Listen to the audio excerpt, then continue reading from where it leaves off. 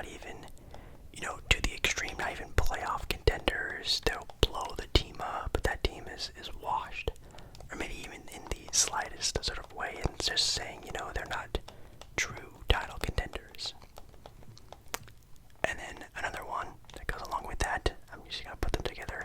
The Lakers are done for, which again, already confirmed or not confirmed, you can take that into your consideration. But the Lakers/Nets are done for. I will say that I do not think either one of the franchises are done for, which might be a fiery take in itself, which you guys know I love having hot takes on my channel. It gives you guys some entertainment to talk about and listen to. Yeah, I still relatively think the Nets are fine. They are still without a lot of their key players, and you can say the same thing for the LA Lakers without having Dennis Schroeder and still trying to get this Russell Westbrook thing all figured out, and Thomas Bryant is supposed to be like pretty much their starting center is out. And then you also have, of course, the health of AD and LeBron. I still think fully healthy, the Lakers are still I don't want to say a top team in the West, but they can beat any team in the entire NBA when fully healthy. I still do believe that, and also with, from what it looks like already, the new role of Russell Westbrook coming off the bench and just letting Russ run with the second unit. Basically just be that MVP Russell Westbrook and take a bunch of role players and do what he wants with them. And he can do that by coming off the bench and running with the bench unit. So I think, again, the Lakers are okay. And I think the Nets are okay. Again, they don't have TJ Warren, and I still feel like they are maybe a move away from still being where we all hope they need to be. And I still think they need to figure out what to do with Ben Simmons. Does Ben Simmons come off the bench as well for this Nets unit and let him run the second unit? That could be definitely into consideration. Now, I obviously think both these teams have a lot of things to work on. Of course, the Lakers, with hopefully this Russell Westbrook thing continues to do well for them. And, if the other guys on the team can even step up, I mean, like Lonnie Walker, Juan Toscano Anderson, Austin Reeves. Austin Reeves is actually a pretty solid player, but you know what I mean? Just guys who, I don't know if you can count these guys in a playoff series, a 7-game series. I just don't know that yet. And then with the Nets, I mean, Steve Nash as a head coach. I love Steve Nash as a player. Jeez, what an underrated NBA star. But man, as a coach, he is very questionable. So, both these teams still have problems, but I do think at their full strength still, they are still two of the top teams in their conferences. Maybe in the NBA, I wouldn't bet against them in a competitive, at least a competitive series with a lot, or maybe even all NBA franchises right now. It's just tough, but I think they will both fix it. That might be a fire take, but I don't know. Next take was also one that I saw on Twitter the other day, and I think I actually mentioned it in my last hot take video. And it is the take that, how can you word this? The old NBA is dead, and the new NBA is the here and now. What I mean by that is LeBron, Curry, Durant, Harden. I guess you could maybe put Curry. I think, yeah, you probably can put Curry into that sort of category. The players some of us grew up watching, basically their entire careers in the NBA. They're on the downhill. They're almost even on the out. In the new NBA, the Lukas, the Jaws, Devin Bookers. Could you put Giannis in that category? I don't even know. Giannis is he's on the border of both sides, but you know what I mean? The new NBA is the here and now. Jason Tatum's, those players of the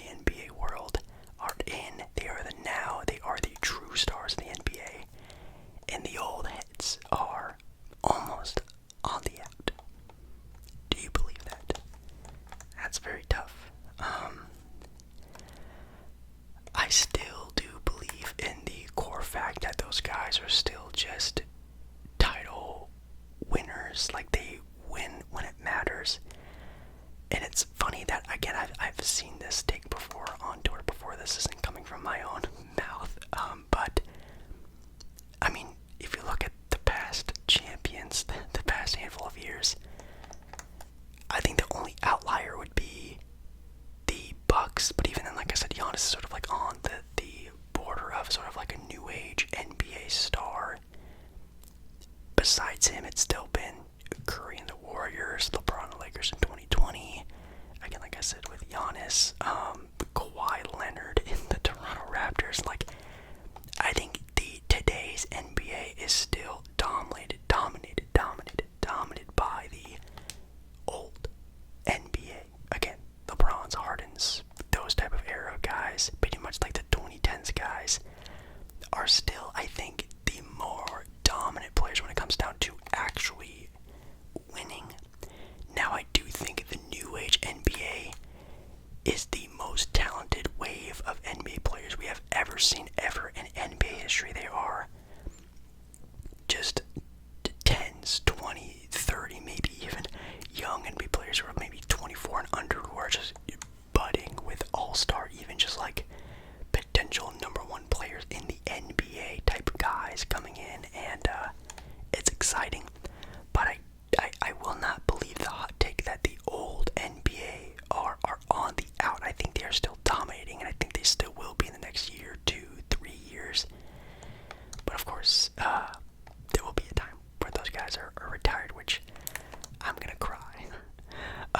Again, I'm like kind of scrolling through social media trying to look for some good ones, and this one's kind of like a no-duh one. It's the NBA pushes agendas based off players they like and are marketable. That's kind of a no-duh thing. That's not even really a hot take. That's sort of just like sort of stating the facts. If you're a player who's a nice guy, if you're a funny player, if you have a good smile, if you're probably even good looking, if you can play basketball good, but even not at an insane level, if you can even just be a good basketball player, I think the NBA will push you harder than anything. I think the NBA does have agendas. I think the NBA does play favorites and has, shows some sort of favoritism when it comes to their marketing, but maybe a fiery take would be like maybe the NBA actually favors these players in game. Do you think that? Do you think the NBA favors players in game based off of who they are, their star power, this or that? Like, do you think if one day Luka Doncic just sucked at playing basketball, do you think they would love and push and promote and have Luka commercials and Luka's face on this and that if he was bad anymore?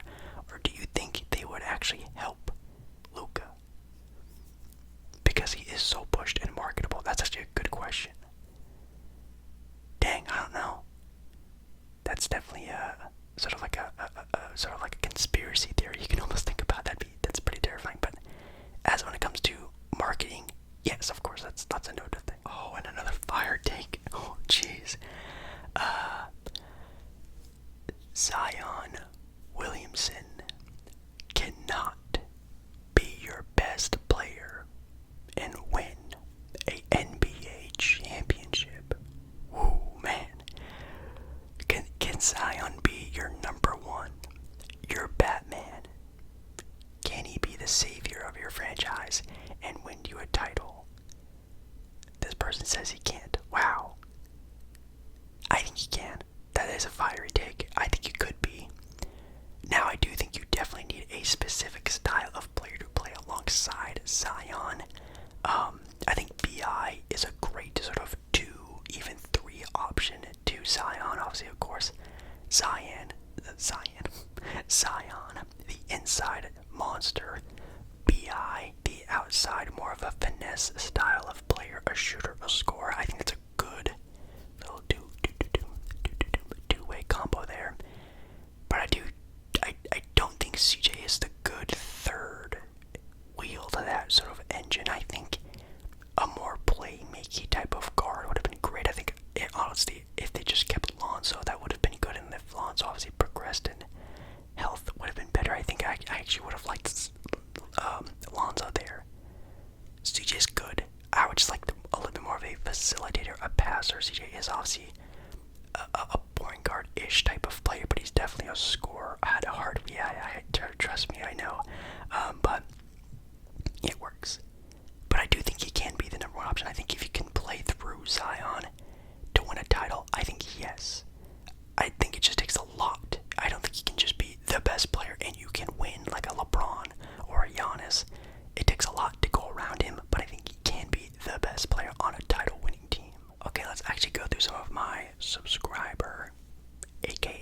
unless you're not subscribed, then go ahead and subscribe to the channel.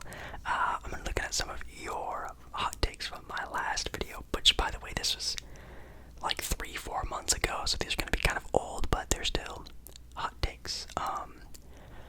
First one we're gonna start out with is someone saying that D Wade is a better player than Steph Curry. Wow. I think individually, talent-wise, basketball-wise, just like, again, if we're just talking just straight ballpark, basketball, street ball, yes, D Wade, because he has the defensive capability, the athleticism. Obviously the shooting is just Steph Curry, yes, but like everything else is D Wade. I mean, even D Wade, a very underrated playmaker in his heyday. I mean, geez, man, 2006 D Wade, insane. 2009, even Dwayne Wade probably should have won an MVP somewhere in that sort of late 2000s era. A great player. Is Curry the better NBA, GOAT stat line, top 10, top 15 player? Yes, of course. Like, that is no doubt. He's the second greatest point guard of all time. Maybe even now, arguably the greatest point guard of all time. So yes. But if we're just talking about just a better basketball player at its core,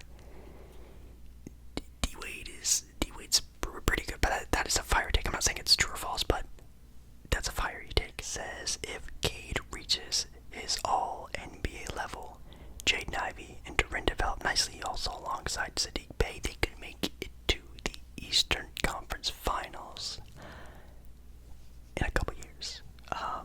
Which, yes, that's not really a fiery take. That's sort of like that's a hopeful take. That is a probably should be happening type of take.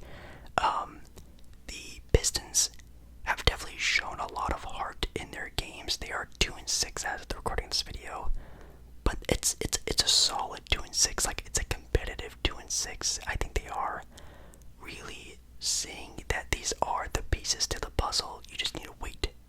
You need to cook it up a little bit. You need to add a little bit more seasoning, and boom, you have a good team. But again, you have to wait for the stew to cook. If I want to keep using that sort of reference, that's not really a fiery take, but yes. Fiery take. Giannis now has no skill. He really does just run and dunk. Wow. That's interesting.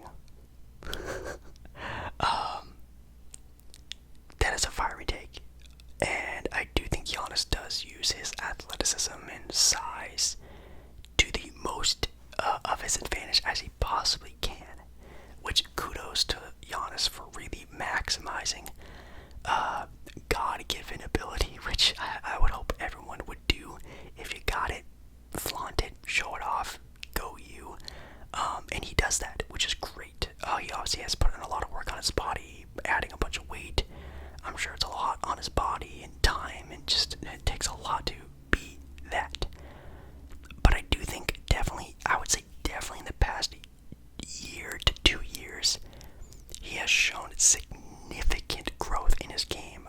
Definitely in his playmaking. Dribbling the ball, being able to, instead of just like being a transition player, he can really take the ball at the top of the key. You give it to Giannis, he can one-on-one score. His mid-ranges, yikes, his three-point shooting is meh, but like, you can start to see that he is developing basketball skill.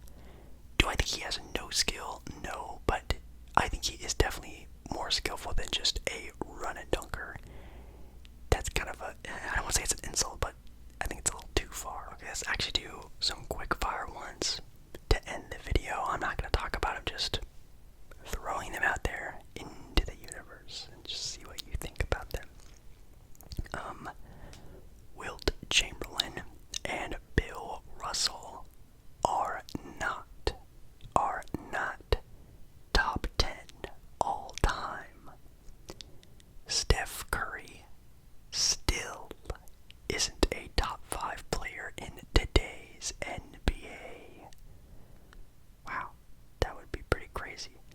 basketball is the most influential sport on earth. Again, I'm not going to talk about it. Basketball, the most influential sport. Interesting. The LA Clippers will never make it to the NBA Finals. Whoa. And kind of tagging along to that, the 76ers will never make it to the NBA Finals. And what I mean by that, I mean like current day. I mean, of course, they'll probably make it at some point in time again, but like the current day Harden and Sixers will not make it to an NBA Finals. And lastly, I'm going to end the video on this one, and this is probably going to be the most fiery of the takes of tonight's video.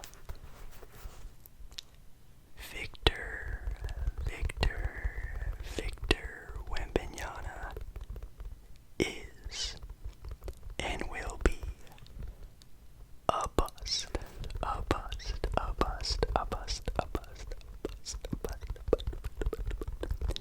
Let me know what you think about that. That's a fiery take. That's not my opinion, by the way. I'm just like, I'm spewing out stuff for you guys to react to and whatnot, to think about, to get your head and the cogs moving in your brain.